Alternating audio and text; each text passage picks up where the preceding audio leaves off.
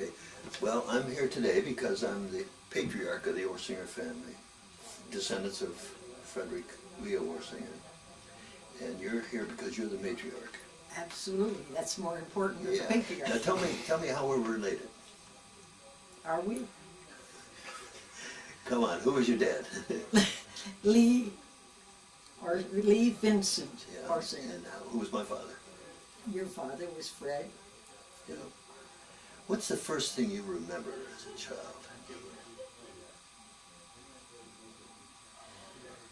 I remember Francis coming to Donner's Grove.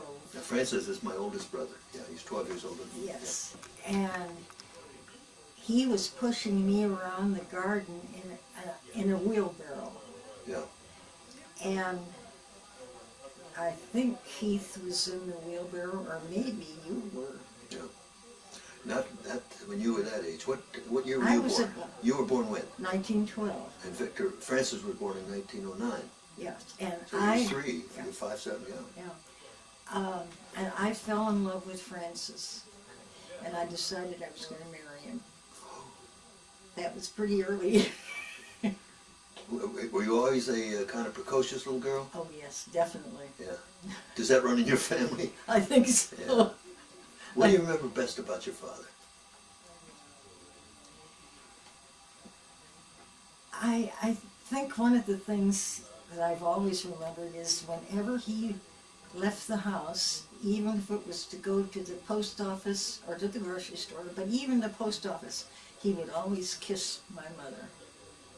And that was so sweet. I don't think many husbands and wives do that, but he was as much in love with her when he died as he was when he met her in Chicago. Yeah. How long? Tell me about your brother. You had one brother. I had one brother, that was Keith Alexander Orsinger, and he was 4 years younger than I. You know what I remember about Keith? Yeah. We were visiting you. I think you lived in Riverside, and there was a puddle. And he said, "Watch this." And he ran and just jumped over the puddle without putting his hands on the ground. Flipped over. You remember him doing that? He did what? He made a somersault without touching the ground with his hands or anything, just right over the puddle. He never did that for me. I don't know anything about that. How old was Keith? Now, Keith died during the war. He World was, War II. it was so sad. I graduated from Illinois, University of Illinois, Champaign-Urbana, and he followed me, and he was in his sophomore year or the beginning of his junior year when the war started. And without saying anything to anyone, what do you call it when they try to Enlist? enlist? And they turned him down because he had a broken eardrum. And he had that happened when he was a little boy. And he kept going back and back and back, and finally the Army got so sick and tired of it, they let him enlist. And he didn't even tell my mother about this. It was terrible. And he went, I don't know how he got into the Air Force, but they said he was a natural-born aviator, a natural-born But there wasn't an flyer. Air Force then. It was the Army Air Corps, wasn't it? Yes. Yeah, Army Air Corps. Yes, you're right. And he went up, up, up. Whatever he did so well that he was... I heard from one of his friends that he had been an instructor. Yes, Yeah. yes. You remember what kind of planes they flew? They were single pilot, Yeah. single planes. And he met this young woman down in Florida and married her. Her name was Ann Van something or other. You're having a senior moment, dear. I can't remember. Yeah, that's not new.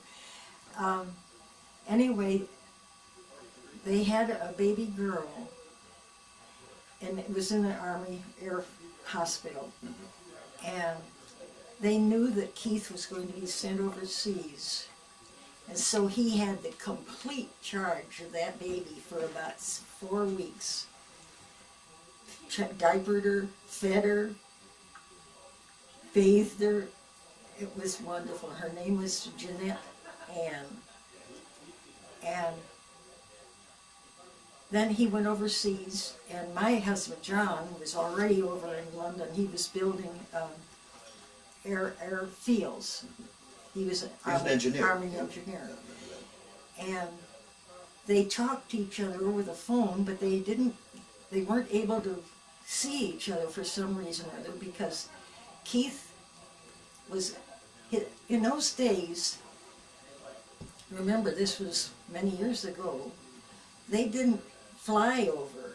They sent their planes by ship, and his plane had not come, but he had his squadron with him, and none of their planes, so they borrowed planes, and one afternoon, 3 of them took each one that was single plane, and Keith was the first one, it was in a triangle, Formation. Formation. Yeah. And they flew over to Germany.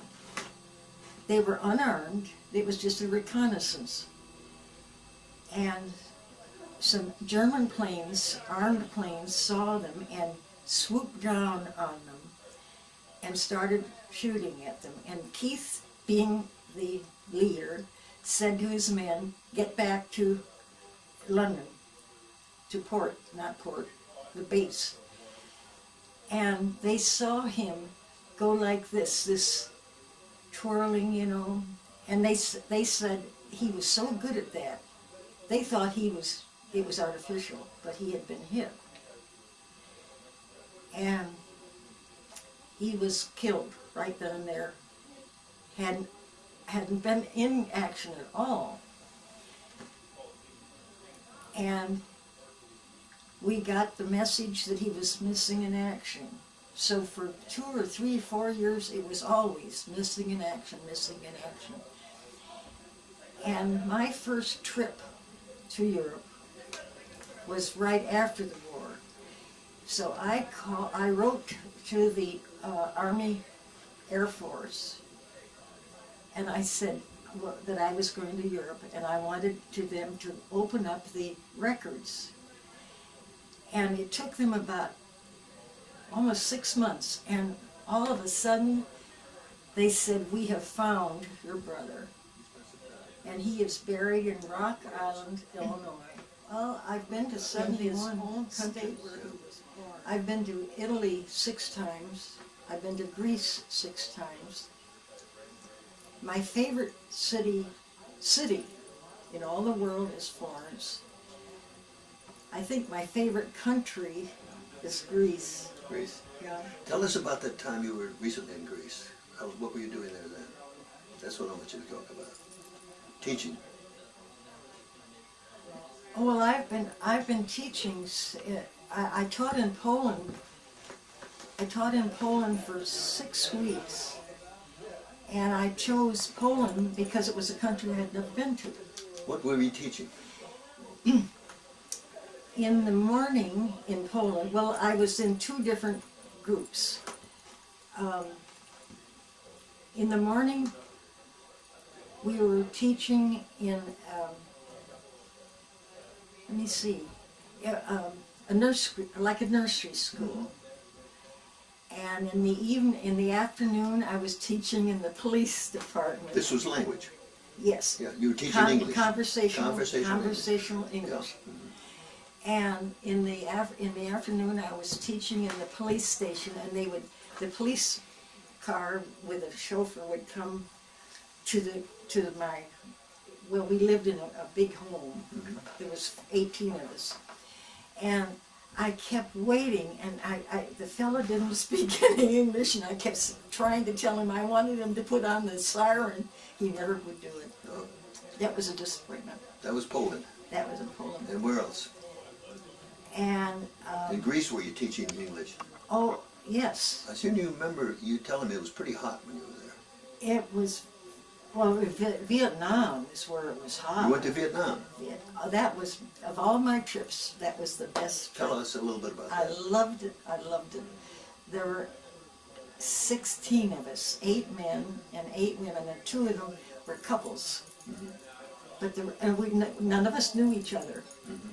And we spent 3 weeks together. And when we said goodbye at the airport, even the men had tears in their eyes. The Vietnamese? No, the our people. You group, huh? No, and the Vietnamese, oh, I don't know. I just loved the people. They were so sweet. We finished the construction of a nursery school room in the morning. And we did the painting, we put down the flooring. I mean, it was real true. They wouldn't allow us to go up on the roof, to work on the roof. But the rest of it, we did every bit of that, and we finished it in less than 3 weeks. When we got there, all there was the walls and the empty sky and the weeds. And then in the evening, we taught English, conversational English in a high school. And in Vietnam, the children go to school 6 days a week. They go early morning, and then there's the siesta, because it's terribly hot, goes up to 110 in the afternoon. Then they go back to school around 6 o'clock, and they stay in school until 9 or 10. And that was all conversational English. And we couldn't understand even the principal, what he was saying. When he was speaking English? When he was speaking English. And they sit in big, my class was about 50 children, boys and girls, and it was high school. They could read, they could write, their English on the blackboard was absolutely beautiful. Palmer method it was written, really? But they couldn't speak it. Could they speak French? No. Oh, the older ones didn't No. speak French. Well, we didn't even ask them about it. No, that's a good question. I never thought of that. Okay, today is the 1st of January, the year 2001. Right. I'm going to ask you a very delicate question. When were you born? Oh, about 40 years ago. You told me you were born when? 1912. 1912. When's your birthday? May 31st. 31st, 1912. Barbara, can you think of any questions you'd like to ask Gwen? Does he want to come in? Barbara, come in. Somebody will stand there. Okay, it's okay. Any other questions you want to follow? What do you remember about the children being small? Remember my children? You visited us in Naples when we lived there. Oh, that was great. I loved that. Yeah? And you remember our apartment at all? I remember, yes, I do. And who was with you? Hazel, my Your mother? mother. And Oh, I remember Hazel. What? I remember your mother. You remember Hazel? Oh, She absolutely. was a wonderful traveler.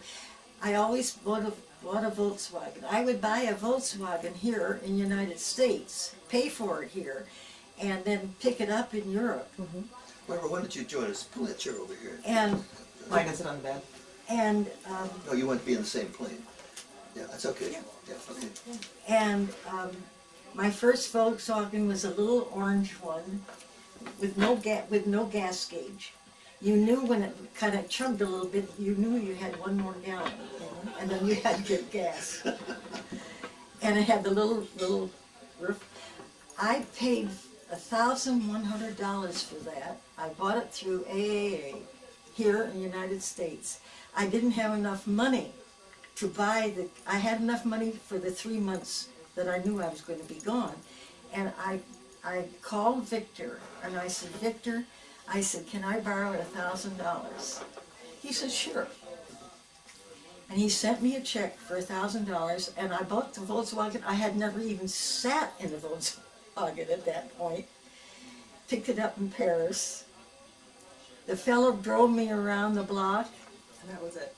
and he said, here it is. And I got in that Volkswagen. I went to the hotel and picked up Hazel and picked up Lynn. Lynn was 9 years old. And drove all the way to Mont Saint Michel that night.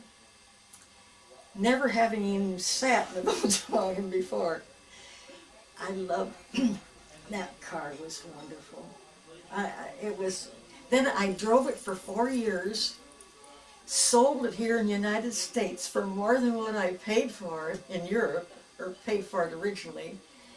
and bought another Volkswagen, picked it up in Europe again, another time, and drove it again 3.5 months. And we painted every day. Hazel, of course, Hazel went to the Chicago Art Institute, and Lynn was doing marvelous sketching. She even understood perspective. So I did that 3 different times. What do you think made you a woman that was in some ways ahead of her times? You know, you didn't quite adopt the, you know... I don't know, but I have always liked challenges. Mm-hmm.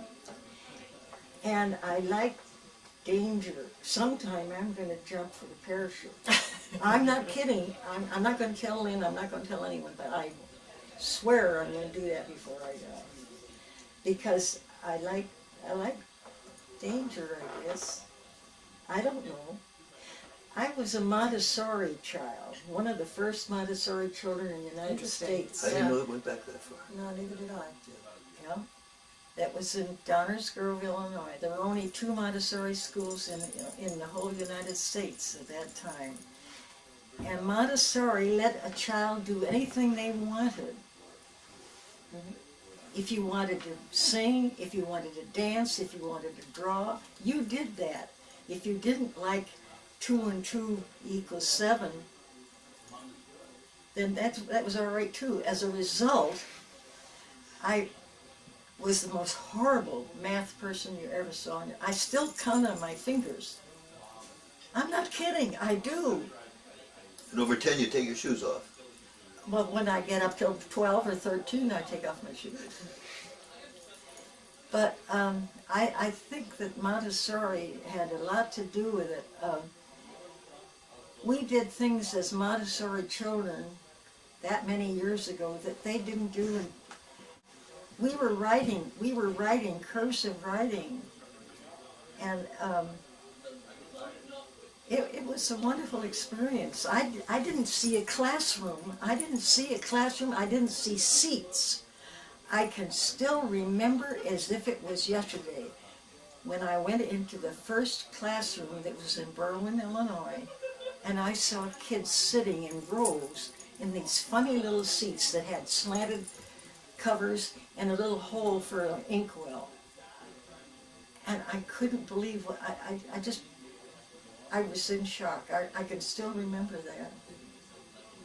To sit in there and with a teacher at the head of with a big book in her hand. I thought it was... Who was your favorite teacher? The most influence on you?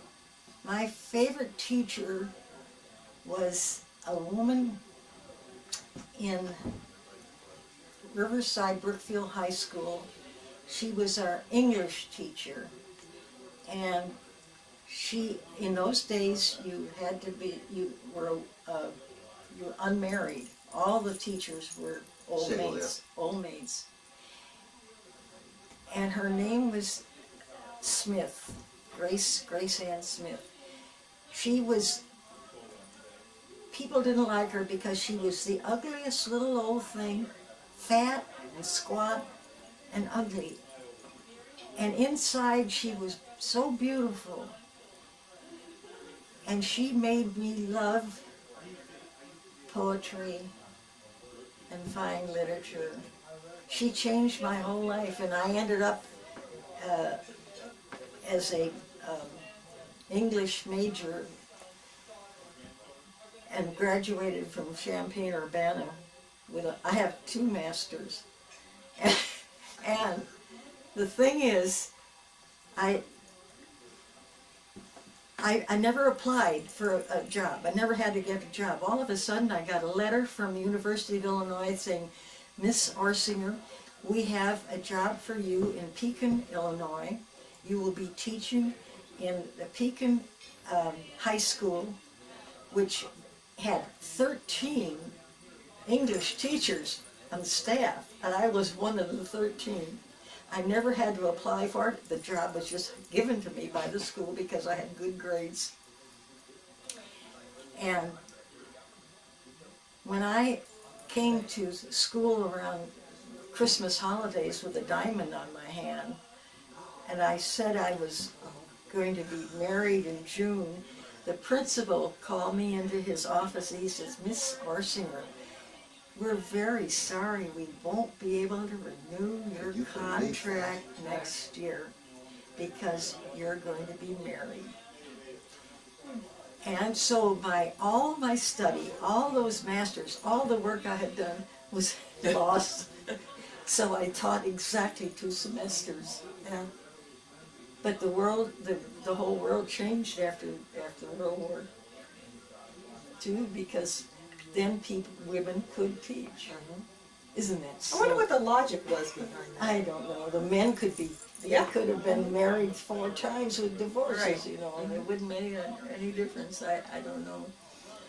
But I've been teaching enameling for almost 45 years, so it doesn't matter. But I love to teach. Photographs. They didn't have color photographs, just coming in. And I don't know. I had always taken art classes in school and in university because I was always knew it would be an A. It was easy, you know. And I just started watercolors, and I found that it was very easy. I always did big half-sheet watercolors. I've painted all over the world. Not all over the world, but I've painted all over Europe. Yeah, we're going to get to that in a minute, but I understand that you sometimes mix your watercolors with white wine. Is this true? I heard that. How did you hear that? Is it true? Well, that sounds like a story. Why don't you tell me that story? My first watercolor classes were with Elliot O'Hara. And his way of painting was start with the light things and then finally go into the darker colors, so that you always use the same cup of water. And you painted on the ground. You didn't have an easel. Yep. And in Europe, as soon as you started painting, you always had a audience. Sometimes I had as many as 12 or 15 people around me, you know. And I don't know why I did this, but I did it a couple of times. I remember doing it in Rome. Well, I didn't have my little cup of water got darker and darker, you know, but I knew it was all good, clean watercolor. And every once in a while I'd lean over and pretend I was drinking some of the water. And the audience would just go crazy. But So you did use wine. yes, white wine. How did you get into enamels? That's what you're most famous for, huh? Yes. Explain what enamels are. Enamels, I thought that was a paint you put on furniture. well, in a way it is, but the enameling that I do is glass in some form, either powdered glass or in liquid form. You can put glass in liquid form or in lump form, and it's put into a kiln and it's fired around 1,500 to 1,600 degrees in a kiln. Yeah. And the firing takes usually 3 minutes. If you fire longer, sometimes you can burn up a piece. And you fire on copper, steel, aluminum, silver, or gold. Pardon me. When we fire on gold and silver, we use foil that's very rolled out thin, but it is actually silver or gold. It has to be pure. You can't use sterling silver. It has to be pure. And you can create the most beautiful colors, but Tell us about Florida. How did you get involved with Florida? You have 2 houses. You have a house in Florida. yeah, It used to be called West Palm Beach, but it's called something it's else. called Wellington, and it's part of West Palm Beach, but Wellington is the polo capital of the United States. And we get we've had Prince Charles.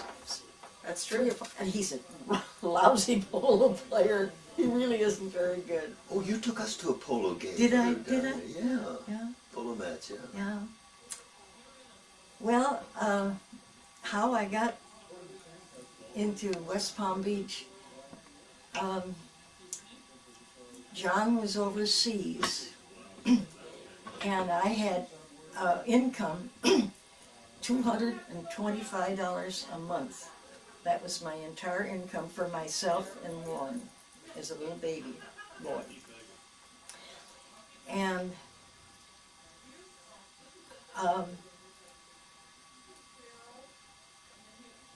after John went overseas, I drove back we went to New York to say goodbye to him when he went on the ship. And I drove back to Riverside, Illinois, and I stayed with my mother and dad for several months. And all of a sudden I read in the paper, oh, this was terrible. I read in the paper that the Amatorp was going to hire women war workers. For the first time, women were going to be allowed to work in a torpedo factory. And without saying anything to my folks, I applied. And they accepted me right away, and they said, well, you're educated, we'll let you be an inspector. I said, I quit. I either work on the machines or I don't work at all. And I ended up working for 18 months on a 14-foot Warner Swayze turret lathe. And loved it, every minute of it, from 11 o'clock at night until 6 o'clock in the morning. Don't you clear Warren Arrow? He was What? with you. Who was with Warren though? Well, I had Warren with me. I was staying, at that point I was staying with my mother and dad.